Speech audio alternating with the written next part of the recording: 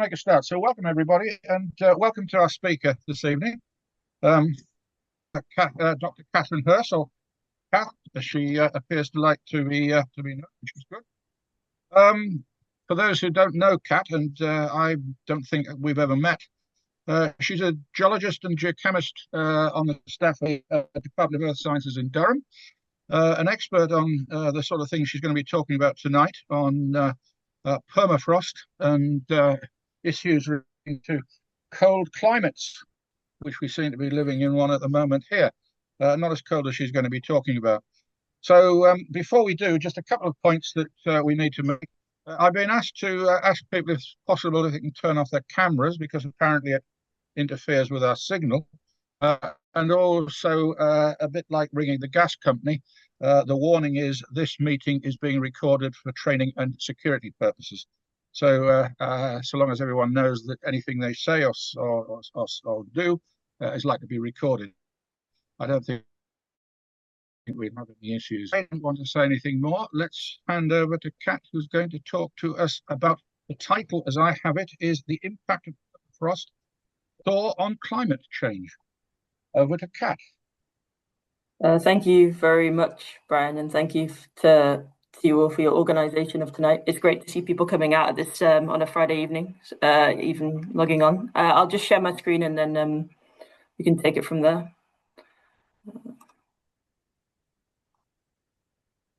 So the permanent question, can people see it? Do let me know. That looks good. Are we good? Yes, super. Yeah. Excellent. Thank you very much. So yeah, it's a real pleasure to be here and to give you this talk. As some of you may realise, you could have inverted the title on its head and say, what is the impact of climate change on permafrost thaw? But I'm sort of choosing to look even further ahead here in terms of, well, you'll see in the talk that the permafrost will thaw. And I guess I would say that I'm willing to take questions throughout if you have any, or please feel free both to ask me them at the end or send me an email afterwards. I'm happy to answer them, even if they're way beyond, or maybe you came to the talk expecting to hear about a specific thing and I haven't addressed it. And if that's the case, then just send me an email and I'm happy to pass on references or talk to you over a coffee or something. Okay. So without further ado, I'm going to break this. Can you go to full screen on your screen share? Oh yeah, that's a very good point. Thank you for interrupting. That is something I can do. 1 second. How's that looking now? It's no different, I think. The same. Oh, yeah, I see where I am now. Yeah, display. There we are. That's brilliant. Excellent. Okay, thanks for pointing that out. Brilliant. Okay, so then sort of the next 40 minutes or so I'll subdivide into sort of an evening of 4 parts, because I appreciate that, well, I'm a background in geology myself, and I appreciate that many of us would have sort of loved learning about much more ancient times than what I would talk about today. So to set this in context, I'll sort of do 4 parts, breaking it to sort of how do we get to where we are and what's going to happen in the future. So thinking first about well, we needed to get permafrost on this planet to begin with, and that required sort of Cenozoic scale changes in our climate. And then a second part on a quaternary scale was that we needed the permafrost to, well, the permafrost has been thawing and forming for tens of thousands of years, so we'll reflect on that. And then a third part looking at the historical scale, so really what we maybe hear most about in the news, and what is pressing with regard to industrial changes in CO2 impacting climate change, and then thawing permafrost. And then the big question that really is sort of on the forefront of mine and other researchers' minds is, how do we work out what's going to happen into the future? So that's these 4 parts, as it were. I may not notice if anyone puts their hand up, so do feel free just to speak up. If not, I'll just carry on throughout. So just to set that in context, we got first at the Cenozoic, very briefly, considering that we're mostly a modern day talk. we have on that y-axis CO2 in the atmosphere, and then we have our time from 60 million years ago, sort of that period of time when the dinosaurs went extinct, and we move into we had the formation of the Himalayas, and we had the decrease in CO2 going on in our atmosphere from millions of years ago towards the Quaternary, as you can see from that sort of black line decreasing. And just to frame that, we had at some point during that time the formation of the ice sheets down in Antarctica at that Eocene-Oligocene boundary. So to help people frame this, that's sort of when we started to develop ice at our poles, and then and this slide is a summary of what I've just mentioned to you. Sorry, I've just changed my my layout, so I can't actually see my slides, but I'll go back to that. Here we are.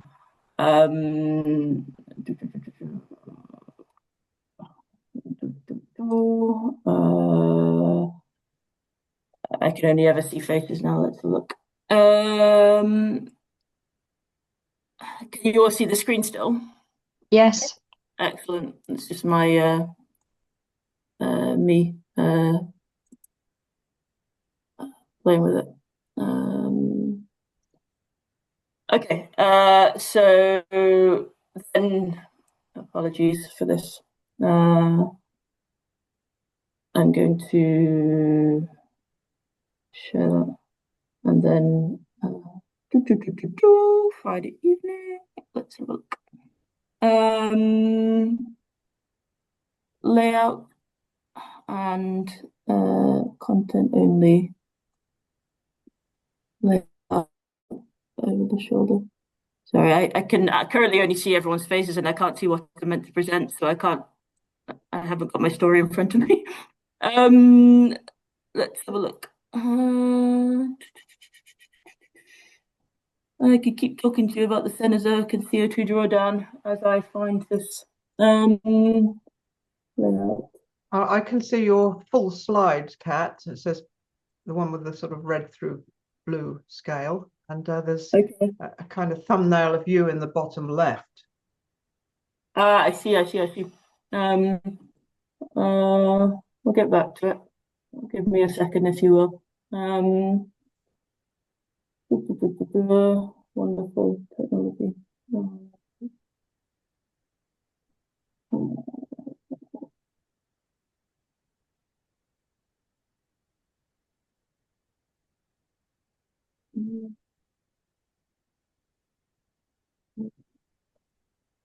Okay. What I've got is just your faces right now, so I'm going to stop sharing again if that's okay for everyone.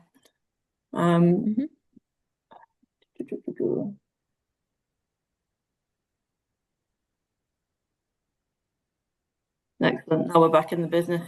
Are you back in business though out there in the ether? Yes, it looks fine. Yeah. Brilliant. Okay, so where we were was sort of the dinosaurs had disappeared, and we were talking about the Cenozoic, and we had a decrease in our CO2 in the atmosphere as we're through the Himalaya building up, and the existed now in places like Nepal and India and Tibet, which is a reaction that gets rid of the CO2 in our atmosphere, and also through the locking away of carbon on our planet in the oceans. So to set the scene, we got to the point where we could I see what I'm doing now. We got to the point where we could lock away our liquid water into ice, which meant that we got to the point on the planet where we could form, we froze our water in our soils, ultimately the water in our sediments, the water that permeates between rocks, which is our permafrost. And of course, we also formed the ice sheets and glaciers that exist today. And to provide you with a definition, permafrost is defined as the rock, sediment, or soil that is frozen for more than 2 consecutive years. I would agree that I think my garden allotment has been frozen recently, but it can't be referred to as permafrost because it hasn't frozen for 2 years. The permafrost currently on this planet can be up to 1.5 kilometers deep. So areas of Siberia have this frozen ground that extends to great depths, and it can be sort of centimeters in depth before it's very vulnerable to be disappearing altogether. So it very much varies spatially with depth, but it has that definition. It's a thermal state of being, as it were, physical property. And there's some it's beautiful to go out there and core in these landscapes, because you pick up these cores that are containing a lot of sort of evident frozen water. And these are photos that were taken by myself and others when we were doing some field work over in Alaska back in 2019. And you can see when it's sort of there's someone's hand there with some ice in, and you can see that between the ice was soil that and that itself would have had some water in that has melted, or the ice of that has melted, and it's left behind these big lenses of ice. So yeah, it's if you back to the conversations we had before, sort of everyone arrived. If you had a house built on such a material as this, and then climate change were to thaw that soil, and then you'd be slightly worried for your house and the infrastructure around you, which I would argue is probably one of the biggest pressing problems we have right now. Just the indigenous populations who are going to suffer most from this problem. But moving on, I just gave you a brief glimpse into the Cenozoic, because really we need to think about a smaller scale, which is a fraction of time compared to the millions of years of geological time, but the Quaternary scale. So focusing in on this, what happened in the Quaternary is permafrost formed during glacial periods, and as permafrost formed, it locked away a large amount of organic matter. And there is shown a sort of a nice picture showing evident frozen sediment, and sort of a Holocene soil developed on top of that sediment. But this is a photo to depict the vast stocks of organic carbon, which is really why I'm concerned about it with my research, and why so many people are. What's going to happen to that carbon? But to sort of gently bring us into this talk, what I'm going to do is sort of just focus in on one of these glacial interglacial transitions, which is the one that we are currently sitting in our homes experiencing. So when you see the Quaternary here, and you see these spikes and these troughs, well, each spike corresponds to a higher concentration of carbon dioxide in our atmosphere, and those spikes will be when we have our interglacials, sort of where we are today, for example, and whereas those troughs will be when we were having more ice at our poles, and, for example, ice over the top of our heads here in Great Britain. So if we focus in on this, and I sort of zoom in even further, the intention of this is to show you sort of break down what can be said a lot about permafrost. It contains carbon. Well, I hope that I can give you a little bit more of an understanding about why, or sort of when and how, that carbon was stored since the last glacial maximum, since, for example, we had ice above our heads as we sit here. And that period of time since the last glacial maximum, around 23,000 years ago, has had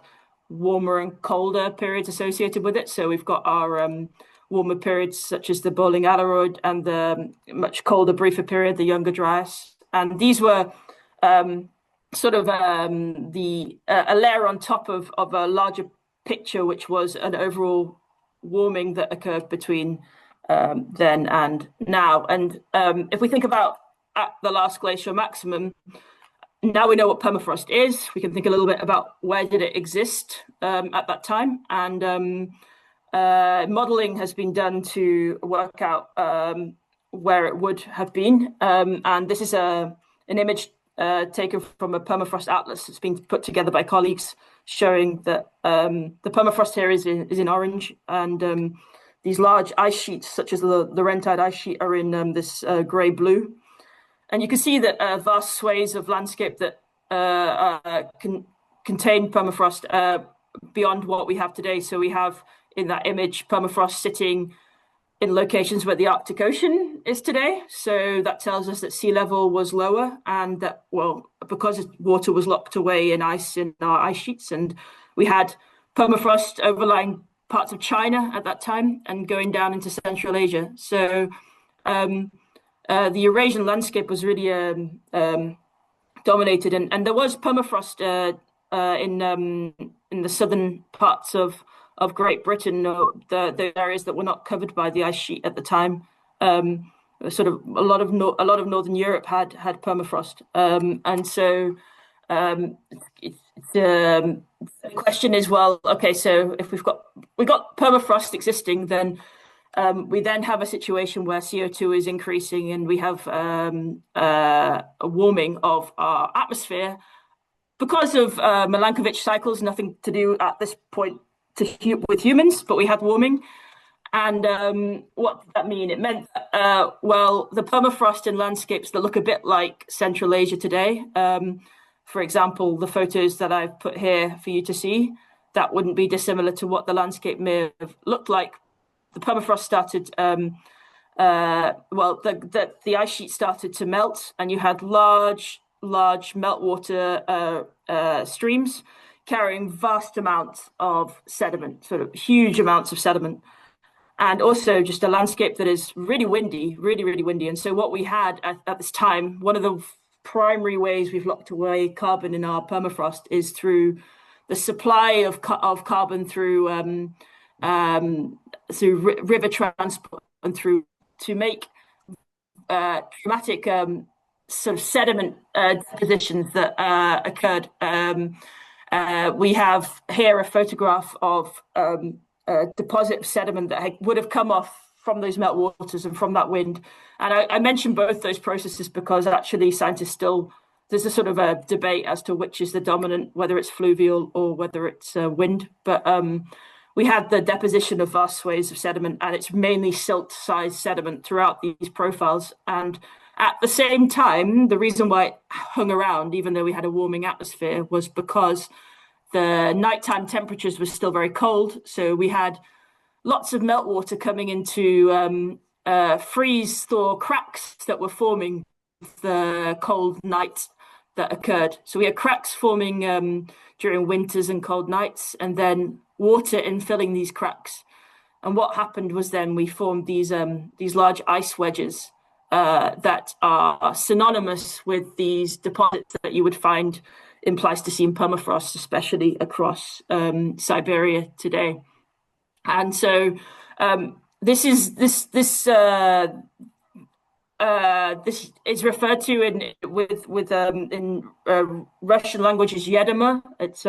So it's referred to in the permafrost community as Yedema, and it's deposited in huge amounts over the period between the last glacial maximum and approximately the beginning of the Bowling Alley Rod. So we had here a photograph of a deposit where you see the person standing, and you see just how much material was trapped, and then importantly frozen in. We call sort of at the same time being trapped. So why it's still there will be because of the fact that those air temperatures were still remaining below freezing, and so we could form what we refer to as epigenetic permafrost. We were locking it away, and this is old carbon, remember, that's getting locked away and is potentially dangerous if we were to thaw it. So this was initially one of the main forms of carbon that was stored after our transition from the glacial maximum into the Pleistocene Holocene transition. And here's a cartoon depicting how this may look like in cross section here on the left. And also, it's really important to note that there was the ability for vegetation to grow at the same time as this deposition. So there's, as you can imagine, a summer period and a winter period at this moment in time. And during that summer period, you had the ability for plants to photosynthesize, for roots to take hold. And what we have is then the supply of meltwater sort of concurrent with the attempt for plants to take hold. And all of that together meant that we had the freezing in of vegetation. And here on the photo on the right you can see roots sort of hanging off that frozen ground. Sort of that photograph will be frozen Yedema, but you'll see those roots. And this landscape is typical for the landscape that if you were to be wanting to find a mammoth in, you would be looking in this type of sediment. So this is the sediments that when people talk about mammoths getting found in permafrost, this this was the period of time when mammoths were ruling the plains of Siberia. So that would be that. Okay, so this is one of these organic rich sediments that would be talked about, and it breaks it down into Yedema. The second thing that then happened is we moved to a point where we're even warmer. We have an increase in CO2 in our atmosphere, and we're in a period of time where we have more solar energy coming in because of Milankovitch cycles, meaning that actually those ice wedges that formed in the Pleistocene can no longer withstand the rising air temperatures in the Quaternary. Okay, so we get to a point where those ice wedges start to thaw, and back in the between 14,000 years ago to 8,000, depending on where you are spatially in the Arctic, these thermokarst lakes developed. So lakes were developing where these ice wedges used to be. And what happened then was that you had environments that were more, there were emitters of carbon as opposed to storers of carbon. Okay, so this was a period of time that scientists really are keen to look at in more detail, because it might be analogous to our future today, because we had a large release of methane at that time, and that might be something that we see in the future as well, because of the conditions at the bottom of these lakes were conducive to release this potent greenhouse gas. And what we have then is that this moment in time was not a reason why we have a lot of organic carbon in our sediments today. It was actually a biogeochemically active time that got a lot of greenhouse gases into our atmosphere. But what came after that, and this is to reiterate the point that there's as a sort of a way of communicating with people. Some scientists tend to go onto these lakes and try and light fire to these methane bubbles. I wouldn't recommend it, but is a way of YouTubing the evidencing of the fact that you've got methane release under these lakes is by lighting fire to the bubbles. I wouldn't recommend. Anyhow, so then. Well, actually, what these lakes did was sort of set the scene for what we have next, which is another storage of carbon that ultimately might end up back in our atmosphere in 100 years. And that's the deposition of sediments that were washed in from the fact that we've now got a hydrological system that is liquid water. Sort of we're moving rivers around our landscapes, and therefore filling up these holes that appeared from thawing Yedema. And we are also eventually making a landscape where we could colonize vegetation. And then what that set the scene for was the onset of peat development across vast swathes of the Arctic, and even of areas closer to home, for example, not far in County Durham itself. So we had the onset of peat formation, and that is depicted in this photograph from northern Sweden. We had these locations where you had the peatland established, and also ultimately forest growth in areas where roots could take hold, and you didn't have saturated water sort of conditions with lots of water. So where we're at with this sort of part of the talk is that we've had our Yedema formation in the Pleistocene. We've had the thaw of that to release methane, and then we've had this onset of conditions that are conducive to form peat. And this is a really something that's close to home in the UK. We didn't, as I know, have any Yedema as resulting from our reduction in ice sheets over our heads in the Lake District and in Scotland, but we did have the onset of peat formation. And what happened then was something that was really important to take us to today, because it hasn't been that we've been continuously warming over the Holocene period. There's been a period of time in the mid-Holocene where we switched to net cooling. So we had the capacity to preserve the organic carbon that was locked away in that peat.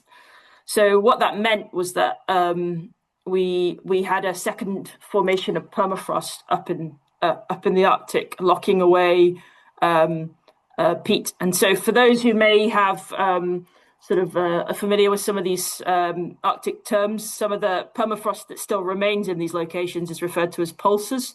But these are like landscapes where you have pockets of permafrost preserving peat up in the Arctic. And so that sort of, in that part, takes us to the point of hopefully having an understanding of why, or sort of, albeit simplified, an understanding of why we have our organic carbon in our locked away in our permafrost. And one of the sort of, as a summary, this sort of breaks down into everything from the Yedema to the sediments and peat. And ultimately, of course, like every summer, our permafrost, well, it's the soil above permafrost is thawing because of the solar energy in the summer months. And that's not permafrost, that's referred to as an active layer. And so what we've got is vegetation growing up north, inputting carbon into our landscape. So not only do we have the carbon we've from the past, but of course we're locking away carbon at present because of photosynthesis occurring up in the north. So the veneer over the top of that profile is this modern day carbon that's getting stored as well. So that's given you hopefully a bit of a summary at this point in the talk of the fact that by the end of before humans became farmers and sort of gathered in villages, and before potentially our human emissions of greenhouse gases started to slightly perturb, even before the Industrial Revolution, this is where we were in our understanding of the situation. And that leads us on to thinking about that historical scale in the third part of this talk, which is, like I say, it's considering the fact that, yes, we've obviously, we all know that with the release of fossil fuels over the last 200 plus years, we've got this large spike in CO2 in our atmosphere. But there's also been just by humans being on this planet, we have an impact. And so there was a potential methane spike earlier as a result of agriculture, but that's debatable. But either way, we have a larger CO2 in our atmosphere than for many thousands, tens of thousands to millions of years before present day. So we're in an unusual time. And then the question now is, what does first our permafrost extent look like today before we consider the impact of climate change on it? Well, what happened as a result of the Quaternary is we had a decrease in the permafrost extent on our planet. What we have now is we have still permafrost in Canada and Alaska, as you will see in the orange on this projection looking down on the Arctic Ocean.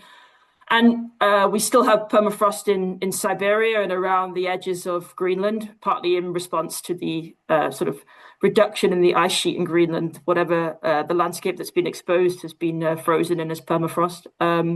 We have permafrost on the islands between Canada and Greenland. And something that I think captures the imagination, or is hard sometimes to capture in your imagination, is the fact we have permafrost underneath the Arctic Ocean. That's that hashed out orange that you'll see there. And that's the response of that sea level rise. Sorry, I see that there's a question in the chat. So maybe if that's something I can look at now or later. Okay, that's for earlier. Okay, so yeah, that hashed out permafrost underneath the Arctic Ocean is in response to the fact that we had sea level rise because of over the Quaternary period. So now we have some of that. See, that permafrost was above land and now is below the ocean, and is a sort of a hot topic of research for colleagues of mine who like to take boats out into that, well, or used to when it was possible, because you'll notice that it's in areas where it's sometimes quite hard to get to with regard to like permissions, but it's possible when you're there on a boat to core down and actually sample subsea permafrost. And colleagues of mine will be trying to measure whether or not you see methane release, and because there's an argument that subsea permafrost is a large storage of methane clathrates. But current research is suggesting that methane gets oxidized in the water column before it would become an issue for our climate. So, but incredibly hot topic and debatable. But it's cool to notice that there is permafrost underneath the Arctic Ocean. But as a sort of take-home message, you can see that the decrease in permafrost has already occurred. And if we were to have not emitted our fossil fuels into our atmosphere or continue to do so, that decrease in permafrost would likely still occur to a point where we'd had another glacial. So that was going to happen naturally. But then the question is, what are we doing as humans to make that worse? And of course, the sort of the reason for the title of this talk is like, well, will permafrost thaw cause climate change? Well, we now know, hopefully, or maybe already knew, that this permafrost stores a really large amount of organic carbon, and it's not at all trivial. It's twice as much as in the atmosphere, as depicted here with these circles. So sometimes it's easier to show circles than write loads of text on these slides. So what we have in these circles are the different petagram, amounts of carbon in different places on this planet, and in petagrams. And so what we have is our total amount of organic carbon in soils and vegetation, like globally. And then we have what is in permafrost in that lighter green. So we have sort of a large proportion of what is in total soils on this planet is actually locked away currently, because remember, the definition of permafrost is that it's frozen for 2 years.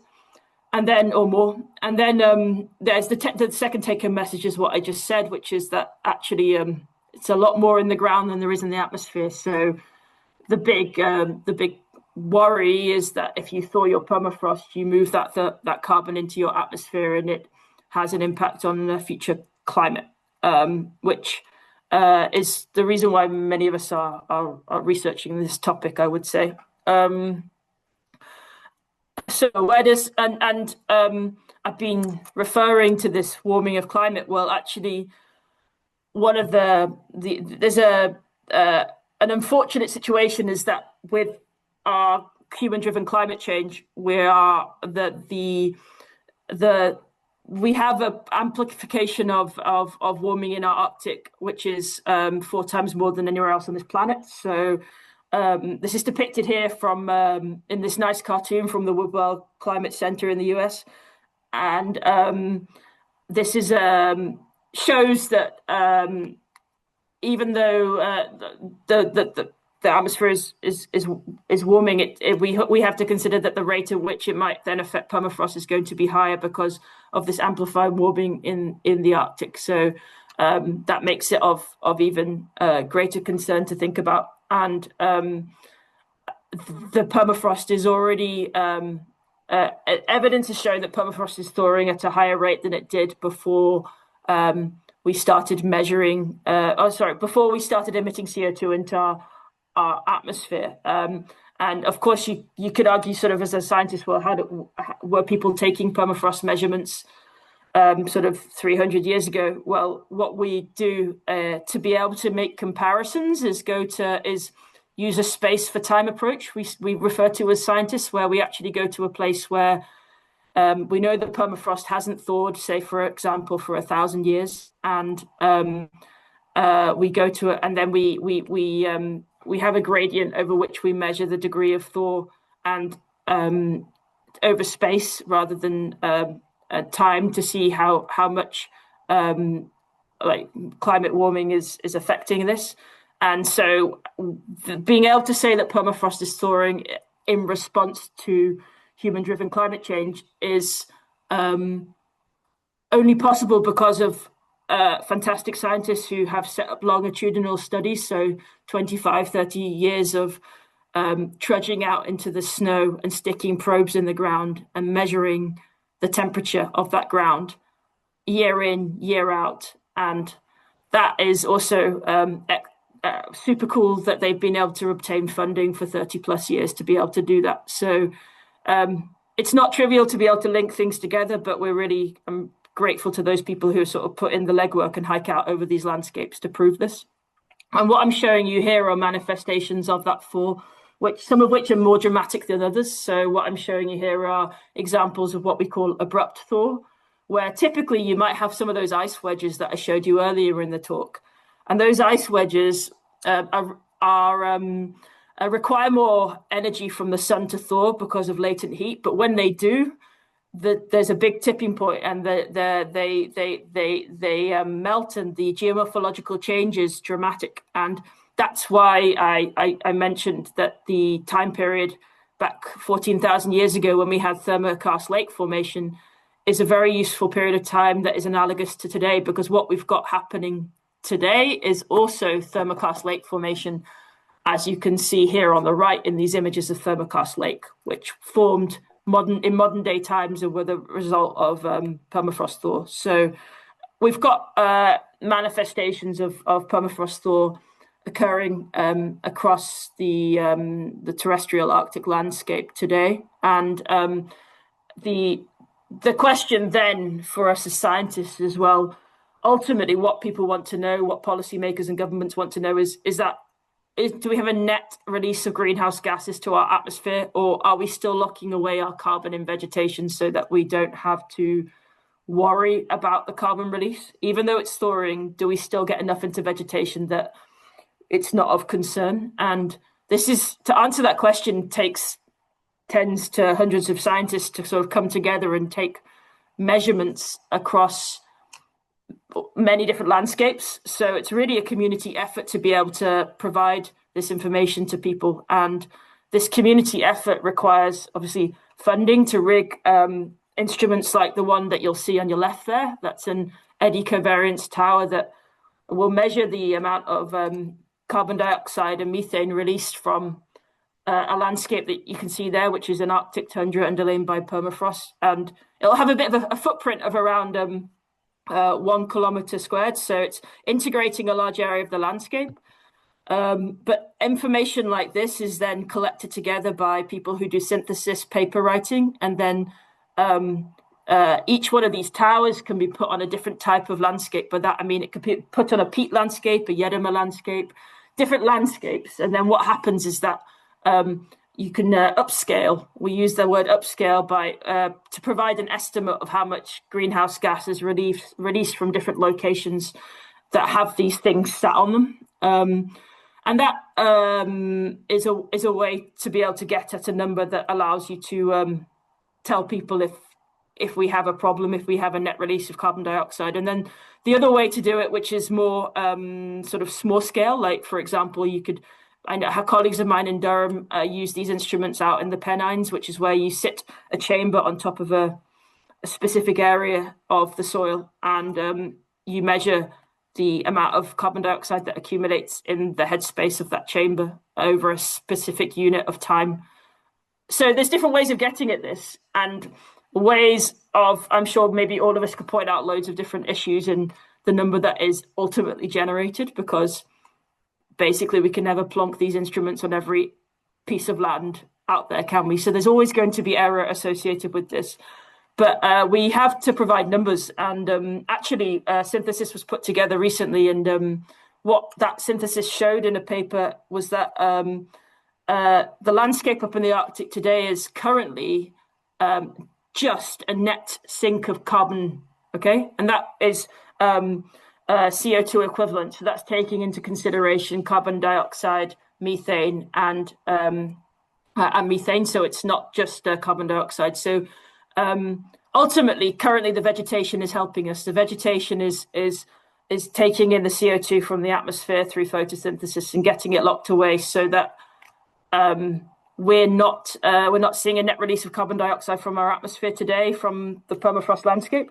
But that's really on a tipping point. It's very, very finely balanced. It's and also that number, well, not number, but that statement I just made was the whole Arctic statement. So you could go to one place and see that it's a net source, and another place, and you could see that it's a net sink. And then what that paper's doing is sort of giving a collective number that maybe policymakers would be interested in, but it doesn't mean to say that some areas are not really releasing more gas than they are taking in. But then what is becoming more and more hot topic is what are our rivers are doing and what our lakes are doing up north, because I guess we all know that those rivers don't have that vegetation is not clearly there. So yes, we have primary production. We have the ability for bacteria to grow and draw down some carbon.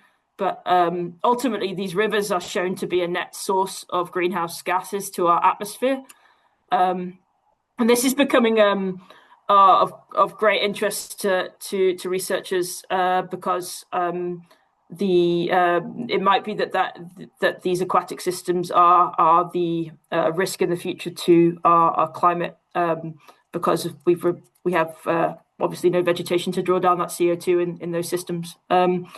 So that's, I think, sort of moves us to a point where we actually move to the final part of this talk, because what I've just sort of said to you is where we currently sit, albeit through thousands of research papers and loads of research done. We get to a point where you have synthesis papers like the one referenced at the bottom of this slide, where they sort of take data collected from everywhere and put it together and tell people what's happening. That's where we're at as of last year.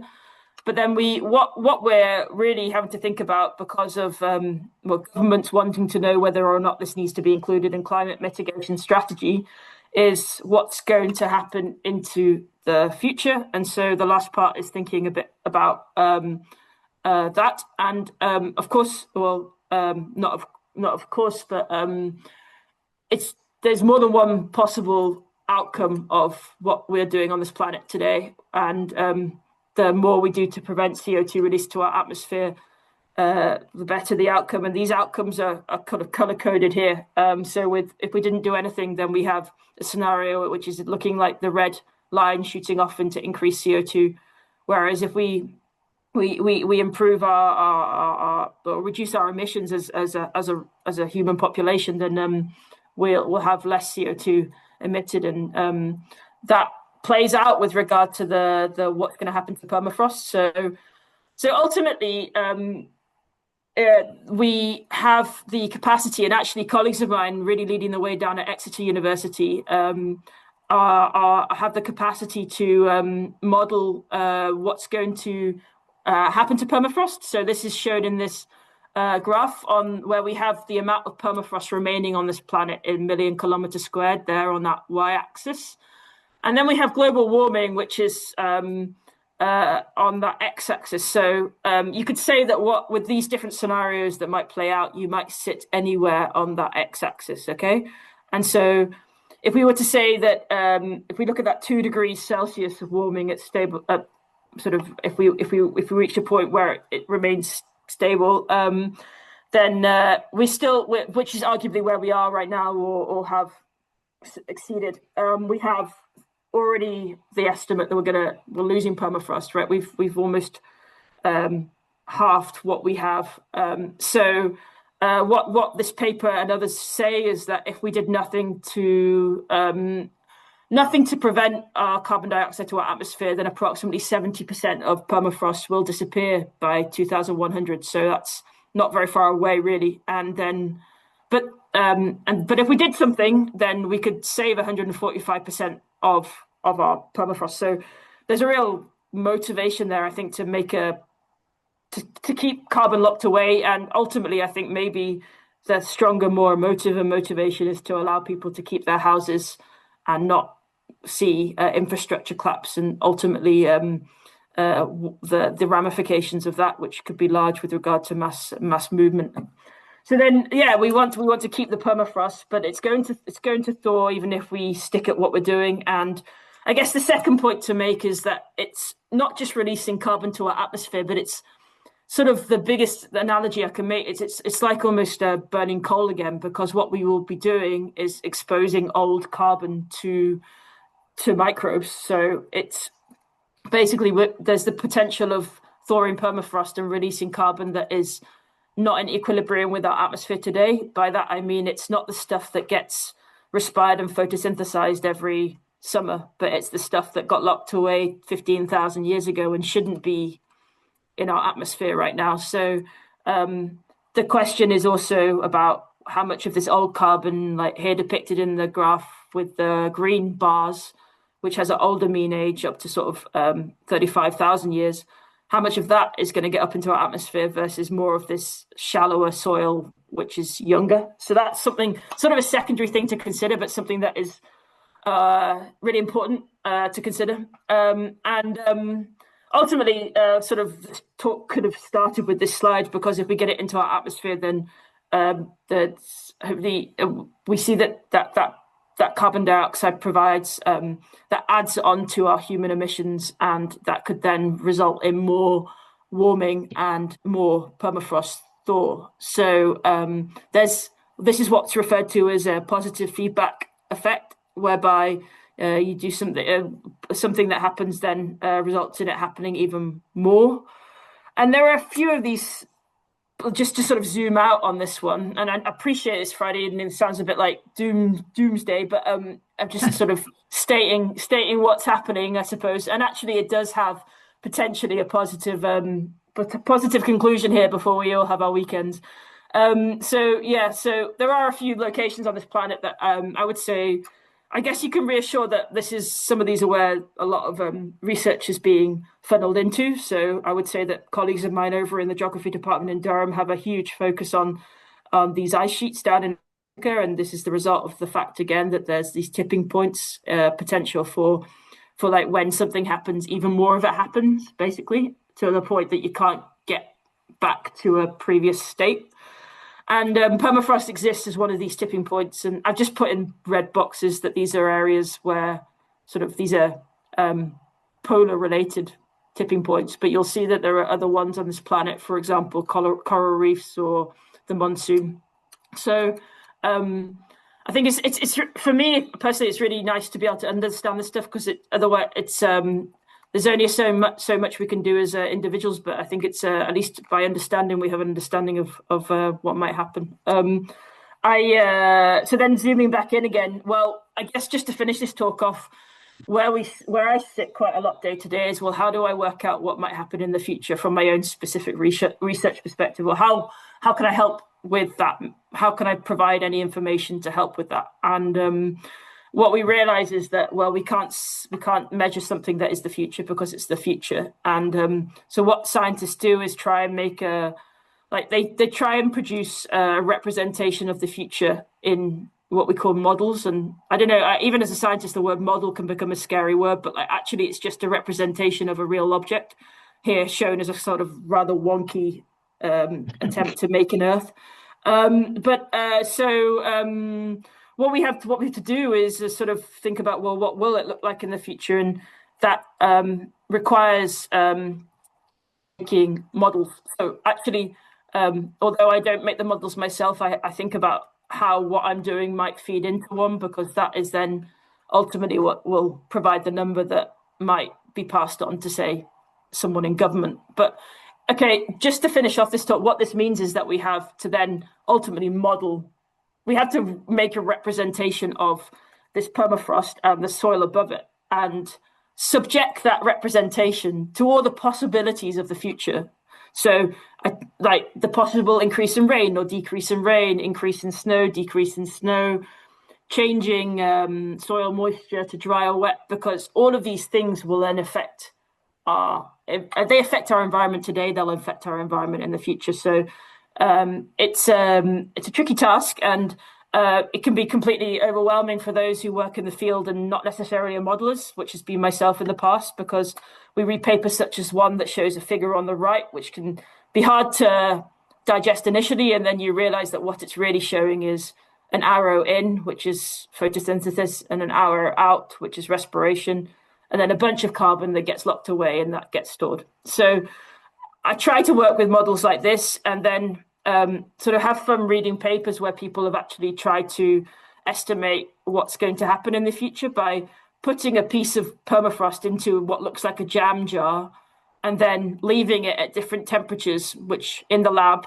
here, and then rigging that jar up to these tubes that ultimately measure greenhouse gases. So what this scientist, Christina Shader, was doing was almost like, let's put the future on my lab benchtop, and each one of those jars could have a different climate scenario with regard to type of permafrost and also temperature. So what our models are heavily reliant now on are numbers coming from experiments like this, like really simple, what happens if you increase the temperature on a block of frozen soil type experiments, which is the data shown in the right there, which at this point on a Friday night, at this point in the talk, might be overwhelming, but we've got carbon released over time, basically shown there, cumulative carbon release over time, and we can see that carbon is being released, and the numbers from this get input into ways of working out what's going to happen in the future. But what's really challenging is that lots of people are trying to do this with lots of different models. So there's not just the one person or one group of people. And what's nice is that then when maybe 4 or 5 different approaches are made, for example, listed on the bottom here, someone then takes the effort to summarize these different approaches and then communicate different approaches to someone who may not understand the topic as much. So for me, what I take away from this is, because this chart basically shows whether or not our permafrost in the future is going to be a net sink or a net source. Is it going to keep the carbon, or is it going to ultimately release the carbon more than gets kept? And so, irrespective of these different approaches listed at the bottom there, what we have are bars that are dropping into the source part, right? We have bars that show we have negative numbers, and that means that we've got carbon going into our atmosphere. So one take-home message right now, and this is really right now, is that we have ultimately it's going to be a net sink permafrost when it thaws of carbon to our atmosphere. But what potentially keeps us in jobs and what keeps us motivated is the fact that there's a lot of error on that. There's a lot of disparity in those bars, right? So some say you almost got 0, like it's kind of neutral. And some say you've got some going to a large source. And this is important. It's becoming more and more important to our governments and policymakers, because if you have a large source, then that might be as large as, say, for example, what the USA or India will release. Whereas if you have something neutral, then the government may not want to both consider that or even provide funding for people like myself. So it's interesting to think about, because these numbers have been released. And what we have provided at the moment is that on the low end, we have the amount of carbon released if we thaw permafrost to be slightly less than what would be released over the next 100 years from a growing industrial nation like India and an already industrial nation like the USA. Whereas if we had a high-end scenario, we have more permafrost organic carbon release than the USA over the next 100 years. So we have like a real challenge as scientists to work out where we sit here. And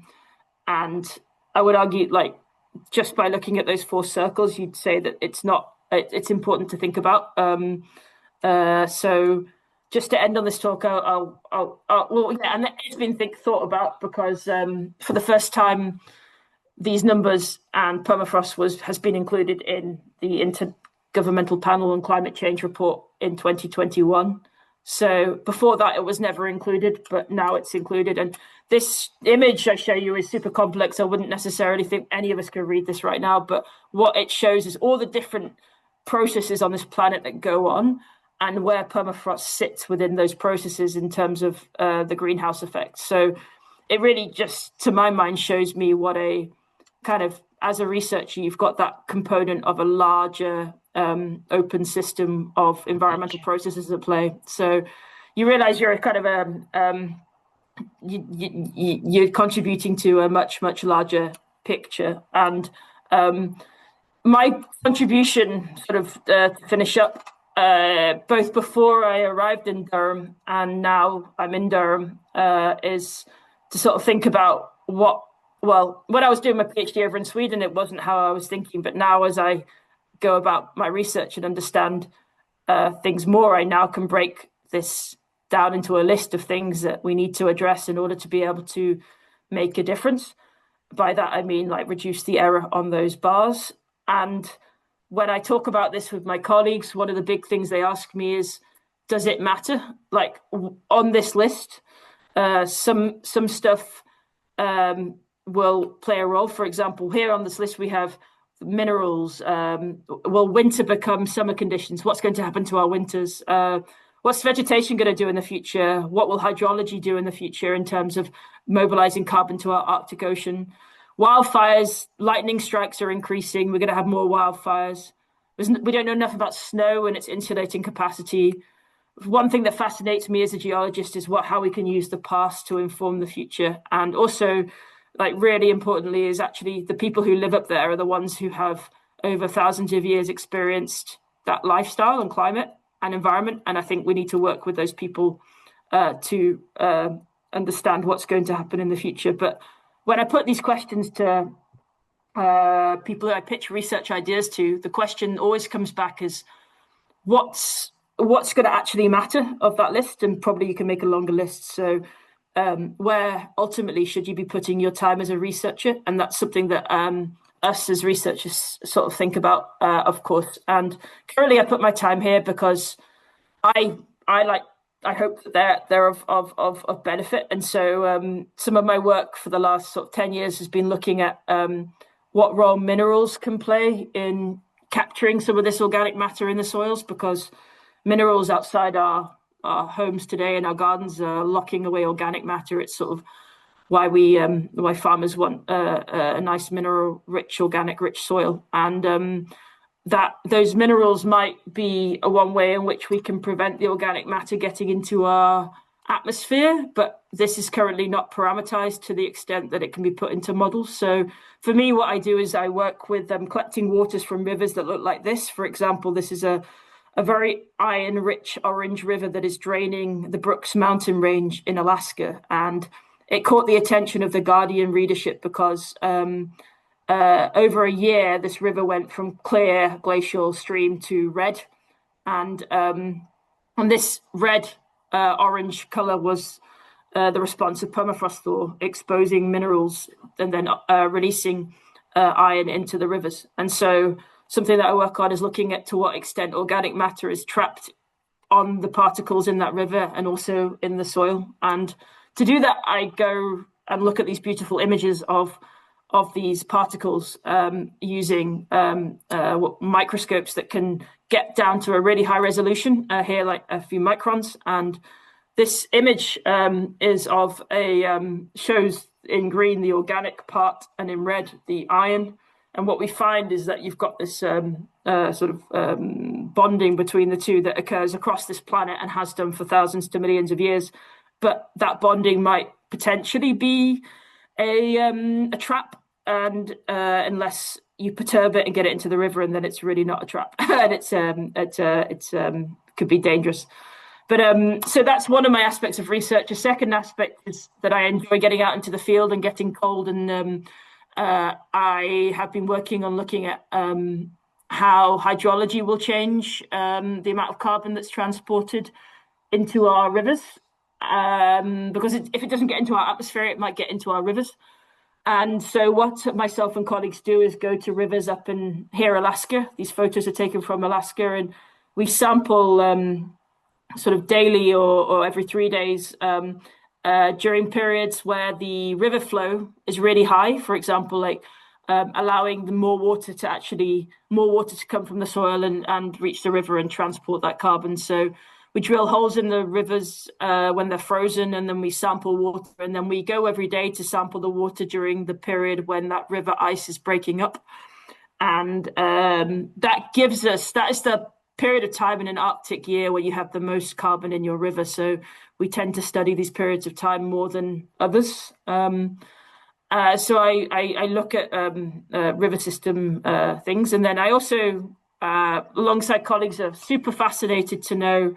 I realize I'm running over time here, so sorry for those who need to get on with their weekend. I'm fascinated to know what is going to happen to our winters up in the Arctic. And by that, because they're shown to be more thaw is happening under that snow than ever before, and we've got greenhouse gases released because of that. And so we go out to places like central Alaska and northern Sweden, and we collect samples from the soils when the snow is covering them. And then if you do that again and again and again, you can build up a time series over winter to try and understand how winters are changing. So this is always fun to do. And then that's just some photos there of the sort of equipment we're using when we're out there. You can see that actually you're sort of hammering and chiseling into this soil because it's frozen. It's sort of, and then you're sort of slicing it like it's a chocolate cake. But yeah, so that's fun to do. And then sort of one of my pet projects, as it were, at the moment is, and hopefully into the future, is to think about how the northeast of England can be of use in order to understand what will happen in the Arctic. So we have, as you guys will probably know more than I do, we have beautiful landscapes around us that were once covered in an ice sheet, and that subglacial till, or that glacial deposit is currently, there's also glacial deposits locked away in permafrost in the Arctic, for example, around Greenland. And so the idea myself and colleagues have is that these beautiful landscapes, these beautiful valleys in Weardale and Teesdale where there's till, could provide us with some information about what will happen if we thaw permafrost in the future. And these photographs are taken from Stockholm in Lundale, where myself and a master's student and Professor Dave Evans from the geography department went out to collect some samples just before Christmas. So like, I'm very keen to understand more of what's going on in the geology in the northeast and the sort of post-glacial landscape, as it were. But yeah, I've probably said more than enough. Hopefully I've answered some questions, but probably there's more to say. I would say that this topic's clearly, I would say it's pretty important to share with everyone, rather than it's another motivation to try and reduce our CO2 emissions. And my colleagues working on this topic have put a really cool group of cartoons together, actually, that I said that this was like quite a doomsday presentation in terms of, well, yeah, this is happening, I suppose. But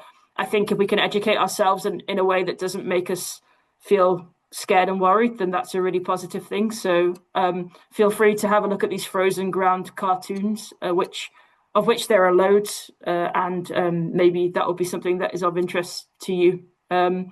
So yeah, thank you very much for listening. I appreciate I've run over, and just to say that it's a lot of fun to do this, and I hope that maybe I'll have some stuff to share with you in the next few years with this job in Durham.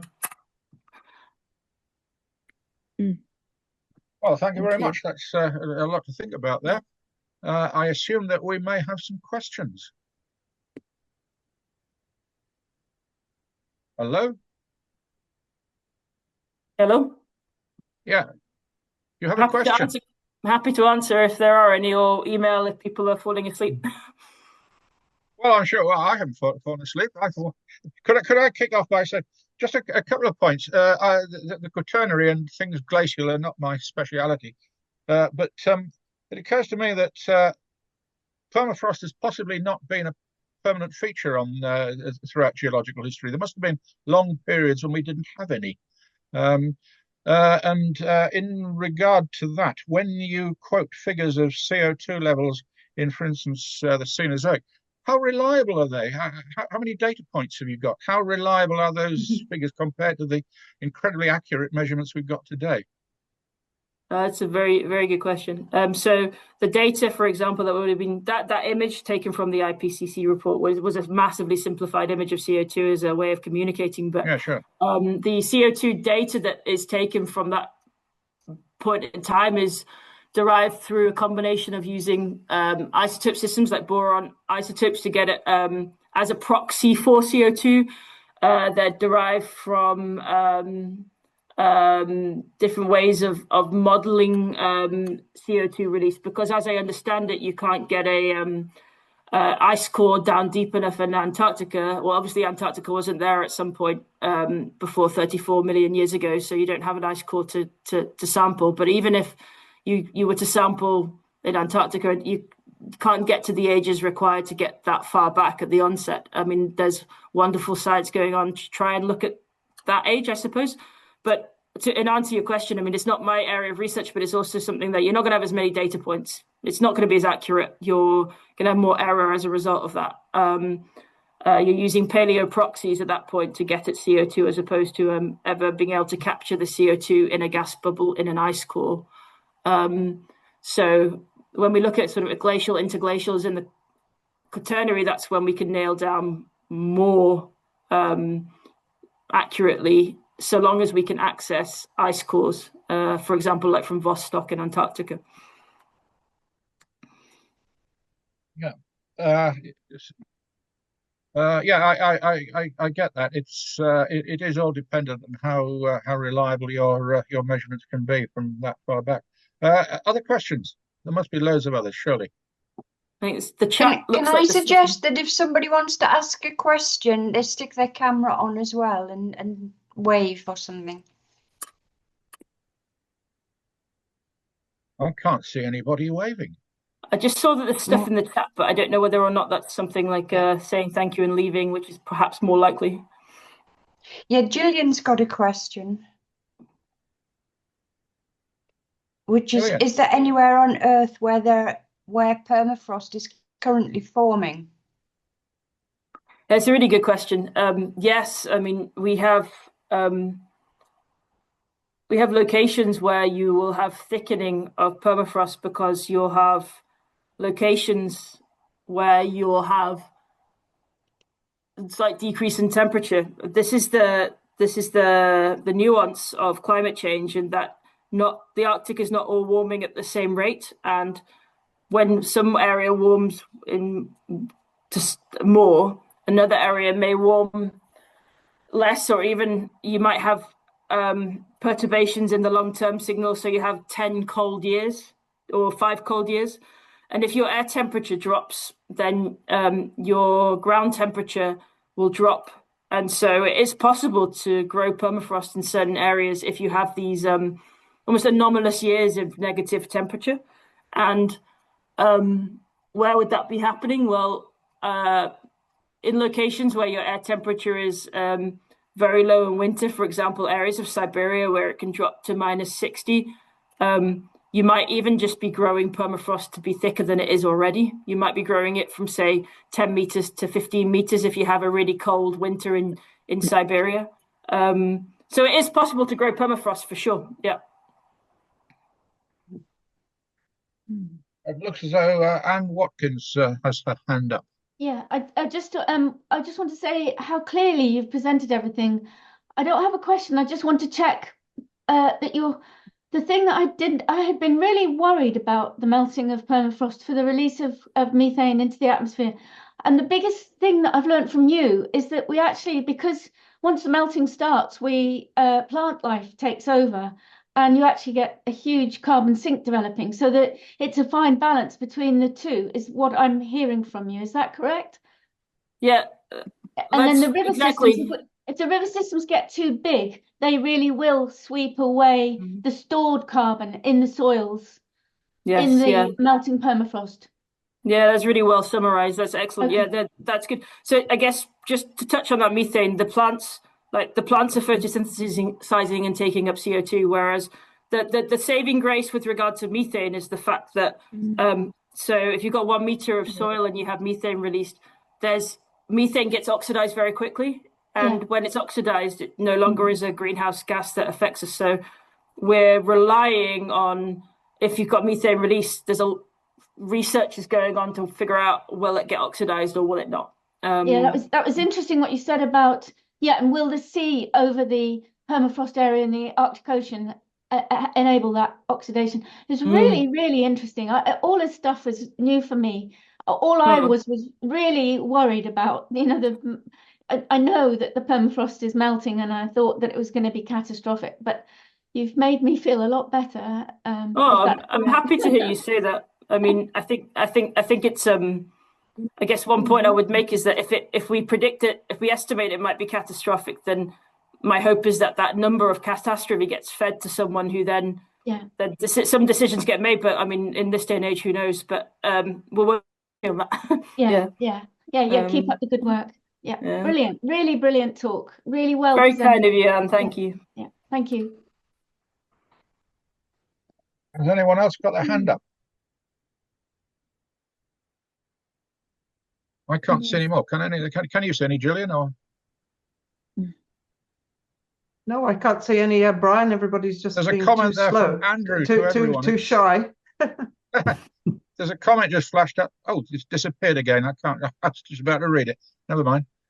Someone called Andrew was putting up a comment. He says it sounds like we need some major mountain building to take down the CO2. Yeah, I read that far. I just wondered. That sounded like an interesting idea. There's a whole PhD topic in that, perhaps. Yeah, maybe that's more towards the enhanced weathering side of stories, which would make a very good separate presentation in this group. Do we have any more questions? We seem to have got a stony silence. Nonetheless, if there are no more questions, perhaps we should wind up and say thank you for Cat for the talk. A lot to think about there, a lot of interesting ideas, and as Anne was saying, perhaps some reassurance in some respects. So thank you very much indeed. If I could also thank, as we should always thank Gillian in these occasions for organising this and setting up the technology, which is certainly beyond the ken of some of us. The other thing that just to mention is that members of NEGS might like to know, if they don't already, that next Saturday at the Hancock Museum, or as the Great North Museum in brackets Hancock we have to call it these days, the Yorkshire Geological Society are having a meeting which is open to anyone who wants to go along on the subject of museums and the state of geological collections at the moment. Not a rosy story in some ways, but there's some very interesting talks lined up. It starts at, I think, 1 o'clock on Saturday afternoon, and anyone will be very welcome to go there. As far as NEGS is concerned, the next talk is scheduled as a Zoom talk for the 20th of February, where Professor Phil Manning from Manchester University will be talking on an intriguing topic, completely different from this evening, which is how to build a 35,000 square meter natural history museum from scratch. Sounds intriguing. So from myself and everybody now, thank you very much for everyone attending. Thank you for Cat for speaking to us. And we'll see everyone again in due course. Shall we press the leave button, meeting? Thank you. Thanks, everyone, for coming. Good evening, everyone. Bye. Excellent. Thank you. Bye now. Enjoy your weekend.